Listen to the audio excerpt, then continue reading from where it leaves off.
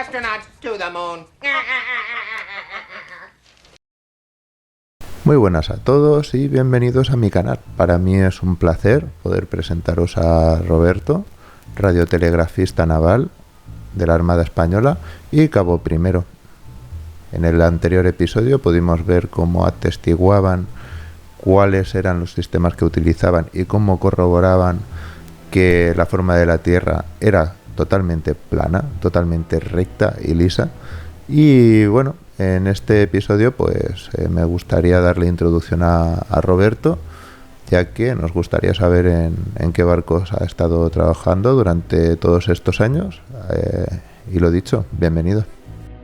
Fui militar voluntario, profesional, entré en el año 80 y estuve prácticamente hasta el 89. Estuve 9 años en la Armada, de los cuales estuve prácticamente 6 años embarcado, prácticamente un poco menos, pero bueno, 6 años embarcado, y después tuve 2 años en la ETEA, en la Escuela de Transmisiones y Electricidad de la Armada, y me especialicé en radiotelegrafista. Yo era radiotelegrafista. En los barcos que estuve embarcado, bueno, primero que nada entré en la Armada en el año 80, y en el año 80 fui a la ETEA, a la academia, estuve un año. Y en el año 81 embarqué primero que nada en lo que se llamaba una fragata rápida, que era el Intrépido, la fragata rápida Intrépido. Ahí estuve en torno a los 8 meses y después me fui destinado a un destructor, al Lepanto, donde estuve más o menos 4 meses. Después de ahí volví a la ETEA otro año, salí cabo primero radiotelegrafista y embarqué en un dragaminas, en el Odiel, donde estuve prácticamente 2 años, un poquito menos, pero bueno, 2 años. Y de ahí me fui destinado al CECON en Canarias, Centro de Comunicaciones, porque yo era radiotelegrafista, pero bueno, no me gustaba estar en tierra y me volví a embarcar. Estuve embarcado en el Contramestre Castelló, que era un buque de aprovisionamiento de la Armada, ¿no?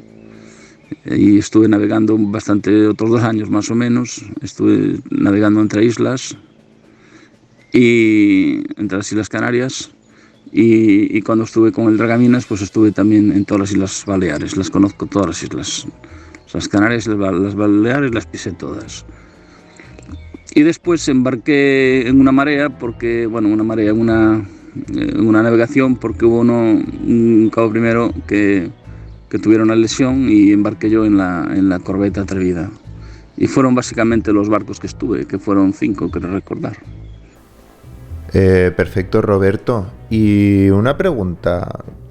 Contactaste a través del último vídeo en el cual estuvimos viendo pues un instructor, ¿no?, del sistema lanzamisiles, ¿no?, Sea-Sparrow, y dijiste que bueno, que todo lo que habías visto en dicho vídeo era correcto, ¿no? Este instructor decía que los sistemas que ellos estaban utilizando eran sobre un mapa el cual era totalmente recto y liso, nada tenía que ver con el sistema esférico. De hecho, al final del vídeo hace un inciso diciendo que bueno, el giroscopio tiene en cuenta el oleaje para poder equilibrar lo que es el lanzamisiles, ¿no?, para que no falle debido a ese desvío de 1 metro, 2 metros que puede tener el oleaje, pero que en ningún momento el propio sistema parece tener en cuenta los 500, 1000 metros o incluso los 7000 metros de curvatura que indica dicho instructor, ¿no? Y al comentarme que tenía razón, pues bueno, a través de ello pues hemos estado en contacto y te quería hacer esta pregunta. ¿Has visto algún tipo de sistema, algún tipo de mapa que te pudiera indicar que hay esa ausencia de curvatura en algún momento? No, todos los instrumentos de navegación del barco, y de dirección de tiro y demás, nos indican y además están hechos los cálculos sobre una tierra plana y estática, es decir, plana y no se mueve. Voy a contar un poco cómo me di cuenta yo de que nos mentían y de que la tierra era plana. Yo en el año, ya lo conté, que en el año 81 embarqué en la fragata Rápido Intrépido y después de ahí pasé al Lepanto. En la fragata Rápido Intrépido salíamos a navegar en un barco, era un barco ya bastante viejo, y salíamos a navegar por allí, por cerca de Ferrol, porque era un barco que daba servicio para instruir a los mecánicos y los contramaestres, ¿no? En maniobra salíamos a navegar todos los jueves. Todas las semanas salíamos a navegar, pero eran unas horas. Salíamos y entrábamos, andábamos por la ría de Ferrol, por allí por los alrededores hasta Coruña y por ahí. No nos movíamos mucho. Pero de ahí pasé, después me fui destinado al Lepanto. Y en el Lepanto sí que ya hice navegaciones mucho más grandes, ¿no? Tuve prácticamente 2 meses navegando sin parar. De los 4 que estuve en ese barco, 2 meses estuve navegando. Hicimos ejercicios de tiro. Pero bueno, ahí no me di cuenta de nada. ¿Por qué? Porque yo estaba siempre metido en la radio, porque un destructor es un barco bastante grande y digamos que todos los servicios, por así decirlo, están separados. La radio está por un lado, el CC está por otro, la sala de máquinas por otro, está todo separado. Bien, después me fui un año a la Escuela de Transmisiones de la Armada, de Electricidad de la Armada, y después volví al Dragaminas. Aquí fue donde realmente yo me pude dar cuenta de que la Tierra era plana, aunque me costó mucho trabajo asimilarlo, la verdad. Un Dragaminas es un barco que tiene unas características muy especiales, ¿no? Es un barco pequeño, relativamente pequeño, y cuya quilla es plana, precisamente para no chocar con las minas. Entonces nosotros hacíamos ejercicios por toda la zona del Mediterráneo, desde Cádiz, Rota, hasta Francia prácticamente, ¿no? Y en diversos puertos hacíamos maniobras cuando nos tocaba de dragado.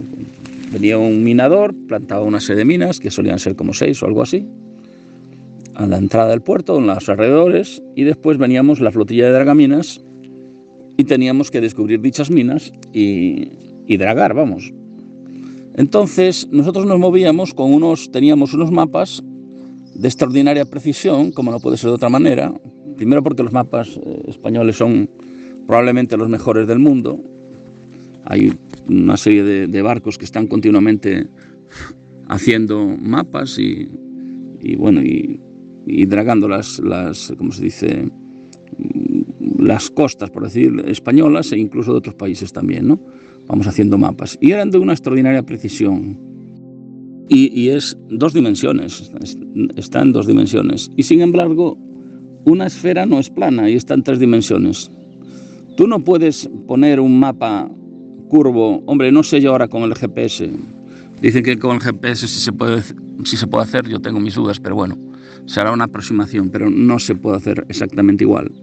Bueno, mucha gente en el canal ya sabe poco más o menos de qué estamos hablando aquí, pero bueno, si podemos hacerlo de una forma lo más sencilla posible y entendible para cualquiera que se aproxime a este movimiento y a este interés, para que puedan saber el por qué no puede ser la Tierra esférica, ¿cómo se podría decir?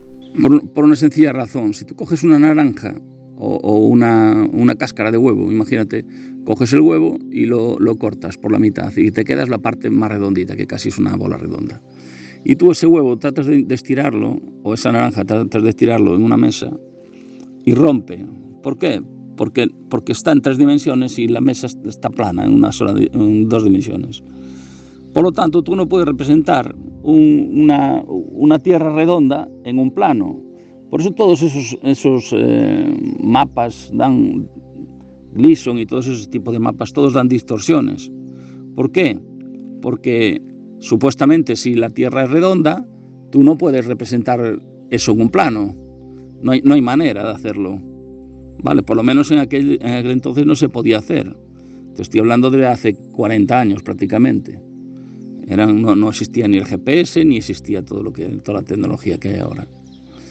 Y más con los mapas que tengo, el mapa del puerto de Valencia o de Barcelona o de donde sea, ¿no?, donde fuéramos a hacer la maniobra. Si lo veo perfecto, y yo calculo después con los instrumentos, con el radar y con otros instrumentos que tiene el barco, y veo que coincide exactamente, es que la Tierra tiene que ser plana. Es decir, si yo estoy aquí plantado y miro a, no sé, imagínate a una boya y marca 4 millas con el radar, y efectivamente marca 4 millas, y voy a mirar en el plano y marca 4 millas, y voy a mirar, no sé, pongamos por ejemplo un faro que está a 20 millas y miro y marca 20 millas, digo, pues primero que nada, que a 20 millas el faro probablemente esté ya por debajo de la línea del horizonte, ya no se podría ni ver por la curvatura, pero bueno, lo sigo viendo.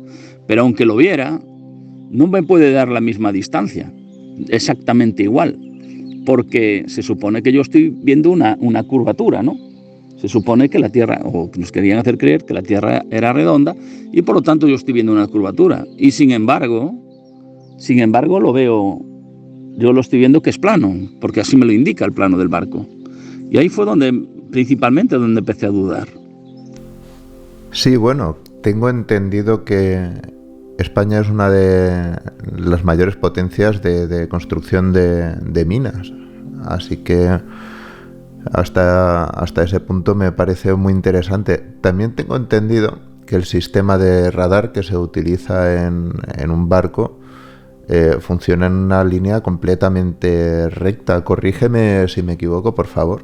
Yo me especialicé en microondas porque cuando yo estuve en el FECON en Canarias, estuve 6 meses viendo lo que estoy hablando y cómo funcionan los teléfonos móviles y todas estas historias, porque es lo mismo. Eso ya lo estudié yo de aquella.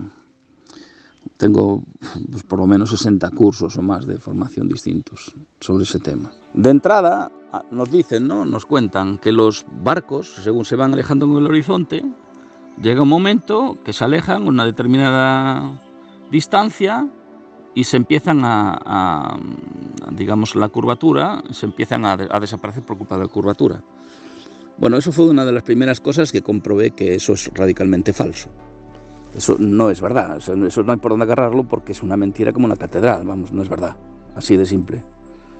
Tú cuando de un barco dejas de verlo, porque se va haciendo pequeño, por perspectiva, por evaporación, sobre todo por la evaporación hace que, sobre todo la parte más baja del barco, vaya desapareciendo. ¿Por qué? Porque cuanto más bajo estés, más acerca del nivel del mar, más evaporación hay, más neblina, digamos, que hay por culpa de la evaporación. Entonces tú esa parte es la primero que dejas de ver. Pero no porque desaparezca ninguna curva. Tú coges unos prismáticos potentes como los que teníamos en el barco, teníamos unos instrumentos muy potentes, prismáticos muy potentes, y lo seguías viendo, lo veías perfectamente. Estabas viendo mejor un barco a 40 millas y lo veías con los prismáticos y tú, ¿dónde está? Coño, me están contando de curvatura, que se mete en la curvatura en historias, pero es una mentira como una catedral, eso no es verdad. Aparte de que otra cosa que también nos contaban, ¿no? Cuentan, que las islas van apareciendo del horizonte, van asomando un poco, después un poco más. Eso no es verdad. Tú vas navegando, y yo entre islas, mira que navegué tiempo entre islas porque es donde más estuve, de hecho. Estuve 2 años navegando por las Islas Baleares y otros 2 años, o 2 años y pico, también navegando por las Islas Canarias, ¿no? O sea que las conozco bien. Y entonces tú ibas navegando y no veías nada. Y de repente, a lo mejor venía un poco viento, disipaba un poco la bruma y de repente veías una isla y la veías entera. No veías asomar un poquito, un pico, después un poco más y después... Eso es mentira. Eso es otra bola que nos cuentan. Supongo que esto, en su época, hasta cierto punto deberías de, pensar, ¿no?, por dentro todo lo que estaba sucediendo, pero quizás por el estigma, pues no lo sacaste adelante, ¿no? Hoy en día, pues hay varios canales, ¿no? Está mucho más metido en redes sociales todo este tema y mucha más gente está hablando sobre este tema, ¿no? Una prueba de ello es todos los canales que tenemos. El último vídeo que, por ejemplo, he subido, pues gente que está en el mar, ¿no?, y que está atestiguando todo esto. ¿Tú cómo lo llevaste al comienzo todo esto? ¿Simplemente lo llevaste por dentro y a medida que fue saliendo? Porque obviamente, claro, tú esto lo estabas sacando, todas estas conclusiones básicamente era en una época donde nadie hablaba de todo esto, ¿no? Sí, bueno, de todas formas es algo paulatino, ¿eh? Tampoco es porque de alguna manera te niegas a creer la realidad, porque dices tú, pero yo estoy viendo que esto es así, pero por otra parte veo que los libros de texto, veo que el telediario me abre con el globo del mundo, veo que tal, o sea, no te lo terminas de creer, aunque lo veas, pero no te lo terminas de creer y dices, pero tengo que estar en un error, pero esto no puede ser. Y bueno, pasado el tiempo sí, ya me di cuenta, ¿no? Cuando ya fue, porque cuando yo me di cuenta de esto, tenía prácticamente 20 años, era muy joven. Yo era muy joven, yo entré en la Armada con 16 años. Con 19 ya estaba en Mallorca, de cabo primero, radiotelegrafista. Las pruebas son más que concluyentes, vamos, es completamente plana, por lo menos la superficie del mar. Y de todas formas yo estoy abierto a cualquier investigación, es decir, si yo mañana me doy cuenta que estoy en un error, soy el primero en reconocerlo, ¿eh? Yo no soy terraplanista, no me gusta que me llamen terraplanista, porque no me considero, yo creo que la Tierra es plana, pero yo no soy terraplanista. No me gusta que me etiqueten, porque además es una manera de poderte señalar. Y aparte que yo no soy un dogmático, yo estoy abierto a la investigación y si mañana me doy cuenta que estoy en un error, soy el primero en reconocerlo. Pero hasta ahora, y por las pruebas que yo he visto, la Tierra es completamente plana. Y bueno, te estaba diciendo, o te quería decir antes, que un dragaminas es un barco muy especial porque tiene que ir muy bien situado, puesto que si se desvía o se deja una mina atrás, y porque el dragaminas lo que va haciendo es como un canal, ¿no? Va para arriba, vuelve para abajo, va para arriba, vuelve para abajo. Y va dragando, ¿no? Éramos 6 dragaminas y dragábamos de 6 en 6. Es decir, hacíamos nuestros canales, y uno de subida y otro de bajada y tal. Y cada dragaminas tenía su canal y no podías invadir el canal del de al lado. Tenías que estar muy bien situado. Y para tú situarte, utilizas varias técnicas. Una de ellas, antes no había el GPS, hoy en día es mucho más fácil porque tienes el GPS y ya está. Pero bueno, tú tomas una serie de referencias visuales, ¿no? Voy a explicar más o menos cómo se sitúa un dragaminas en un campo minado, ¿no?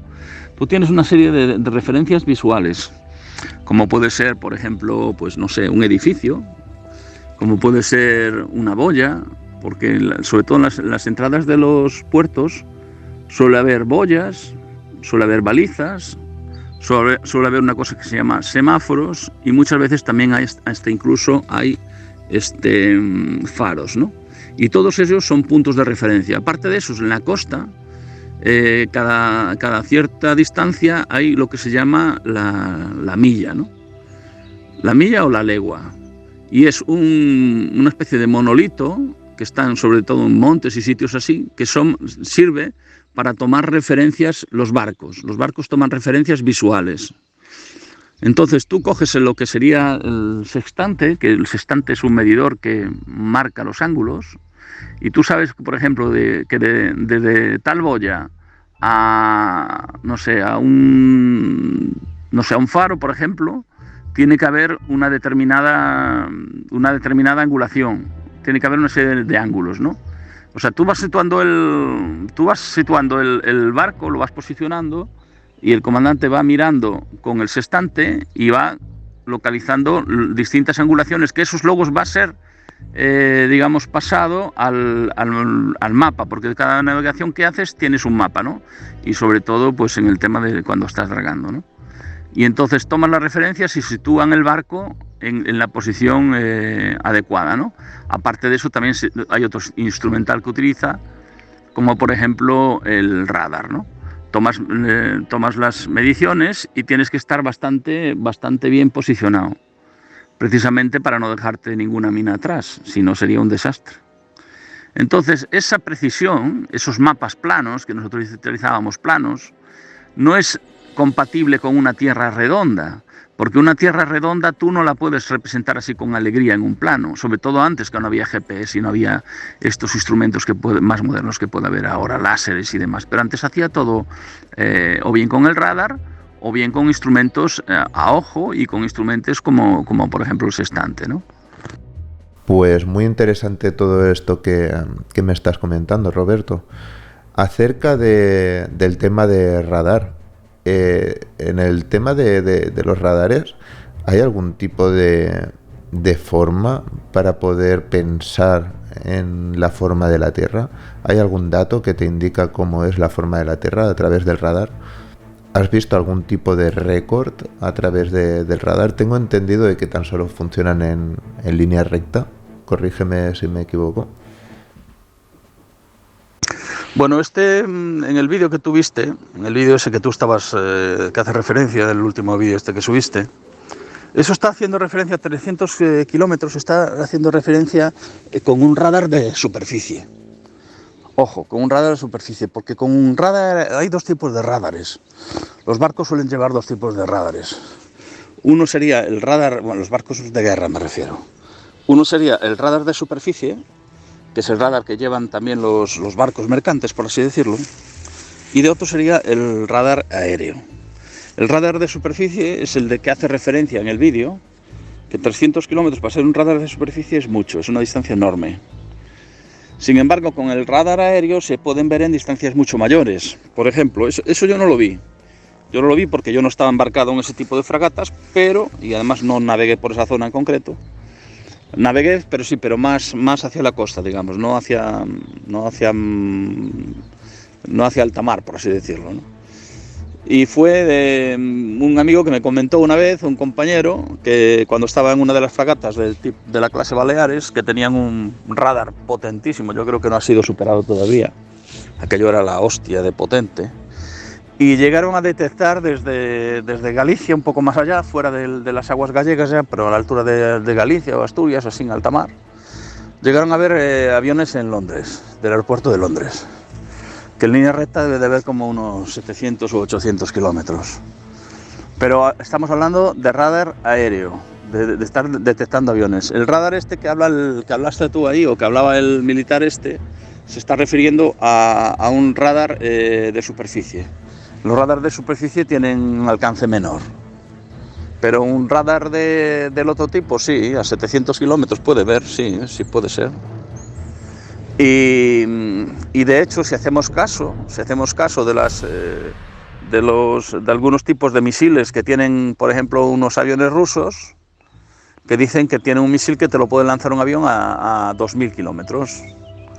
Es decir, 2.000 kilómetros estamos hablando ya que estaría probablemente 700 kilómetros o por ahí de curvatura, aproximadamente, creo recordar, que te hablo de memoria. No sé si son 300 kilómetros, 300 y pico kilómetros o 700 y pico kilómetros. Bueno, en todo caso, a 2.000 kilómetros de distancia, un avión, ¿cómo va a haber un blanco? Es decir, sin una tierra curva, sería algo absolutamente imposible.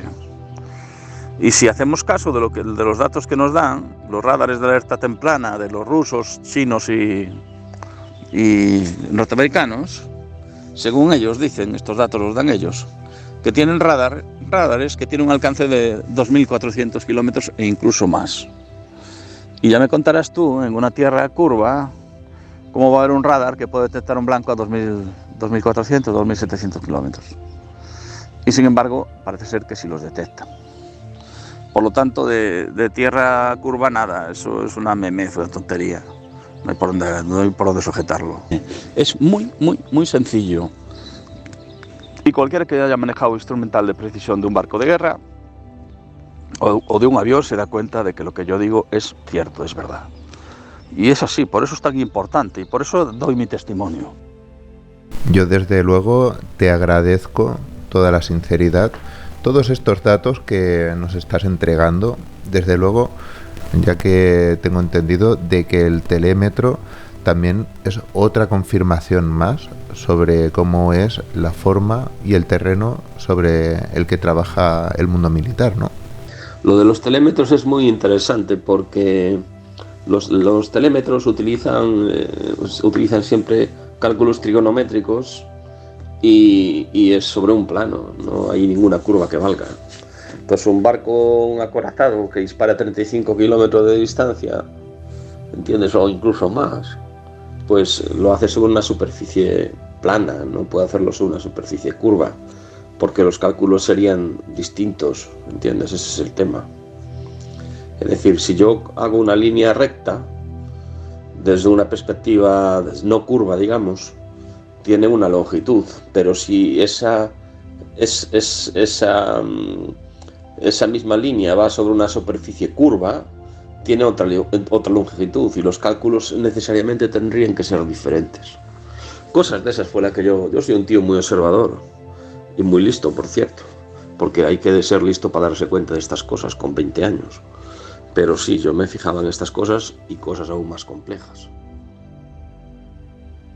Y otra cosa que también que niega la existencia de ningún efecto Coriolis sería precisamente eso, el telémetro. Es decir, ¿tú cómo vas a meter, si depende de la velocidad de rotación de la Tierra, va a depender, no la velocidad es en el eje, digamos, siempre es la misma, pero desde el punto de vista que tú te encuentres en Alaska, por ejemplo, o en Alaska, ¿a qué velocidad va a estar rotando? En la superficie del mar, digamos, a 200 kilómetros por hora, por ejemplo, porque estás muy cerca del eje, digamos, supuesto eje. Sin embargo, si estás en el Ecuador, ¿a qué velocidad vas? A 1600 y pico. Entonces el efecto Coriolis sería diferente y tendría que haber unas tablas para Alaska, otras tablas para el Mediterráneo, otras tablas para el Ecuador, otras tablas... Es que es absurdo. Eso no se sostiene, no hay ningún efecto Coriolis. Eso es la explicación más sensata y más lógica, aparte de que el efecto Coriolis, ¿qué pasa? ¿Afecta nada más que a los disparos? ¿No afecta a la vida cotidiana? ¿No afecta, por ejemplo, un avión que vaya a aterrizar y se le esté moviendo el suelo? ¿O se mueve todo a la misma velocidad? Conceptos básicos que nadie se ha preguntado, probablemente porque tienen fe en lo establecido, ¿no? En que no se les ha engañado desde que han nacido, ¿no? Cosas que cuando se sacan a la luz, sacan a relucir todo este engaño en el cual estamos viviendo, ¿no? Increíble, pero cierto. Bueno, lo dicho, es para mí un honor, es para mí un placer haberte tenido en este programa, Roberto, y lo dicho, muchas gracias por ayudarnos a explorar este mundo infinito que probablemente es la Tierra y a generar todas estas dudas que necesita el ser humano y más hoy en día. Lo dicho, un fuerte abrazo.